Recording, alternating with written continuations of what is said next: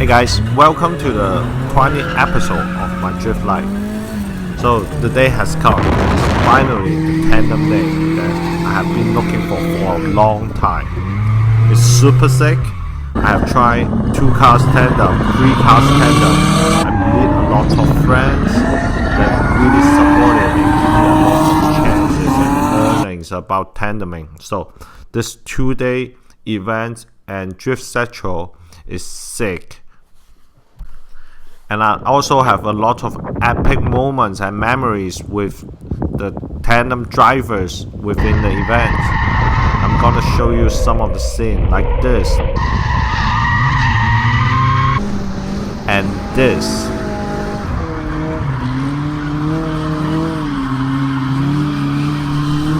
So after learning the course in the morning for the first day, and then we also make friends with a couple good drivers in the event. So this is the first guy, Travis, and then he's driving an S13 KA engine, so he's super solid skill. So I decided I want to approach to him and see if he wants to tandem with me. He's super cool with it. The one I'm gonna show you guys is actually the best among this 2-day that it is my best chase run.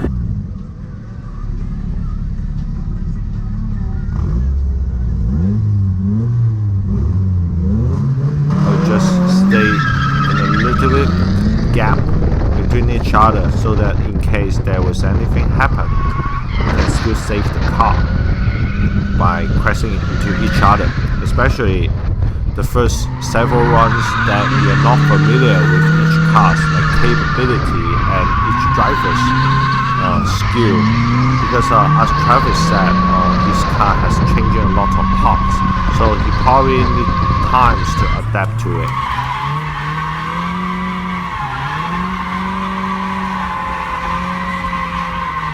We found out that his car has the knuckle in his lower arm was stripped by the end of that day, so that's why he was spinning out in the last corner, but it's fine because we keep distance. It is a good save, but to my opinion, I can either choose spin out together with him or I can just avoid running into him. So it's all about the reaction you try to do, but enough gap will give you enough time and enough room to react.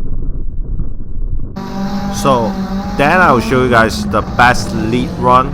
It's actually happening in the second day, the last run of the second day. So I met this driver, Josh. He's driving a 350C and he's gorgeous driver. Like, he can keep up no matter what. I think it's because our 2 car, the power band is pretty similar. I have an SR20 and then he has a VQ 35. So that's why, like, power wise, both cars is similar. And then he's also good at driving. I think he's very experienced too. So yeah, we have a really good time, and then the last one is just blast out and it's so sick. And then yeah, not just me, he can keep up with basically every car. I see him keeping up with MX-5 and the other ones as well. So here is another video that one of my friends captured it from outside of the car. I believe it's a different runs that compared to the last video that you guys see. It's actually the more previous one that we don't very adapt into each other's so much, and then also both of us, our tire is a little bit warm out at that time. The last run that we actually have is we both changed to a more newer used tire that we can drift with, so we have much better performance from the last run. But you can enjoy it from the outside. It's pretty dope, pretty excited about it. It's I have to keep a wider line and stay in the outer of the track in order to give the chasing car a little bit room to catch up, and also have them some room to get close to me without doing a lot of angle. So in this case, if you are lead car try to have a wider driving line compared. Otherwise, you just like me and end up to the chasing car have no rooms for them to fit in behind your door. Here is another scene that captured by Remy outside of the car.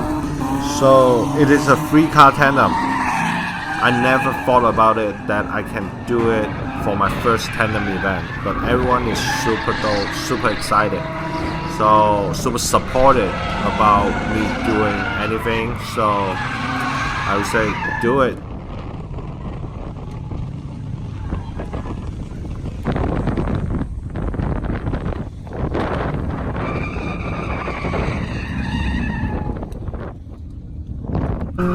This is the last clip that I want to show you guys. It is special because I just get a camera.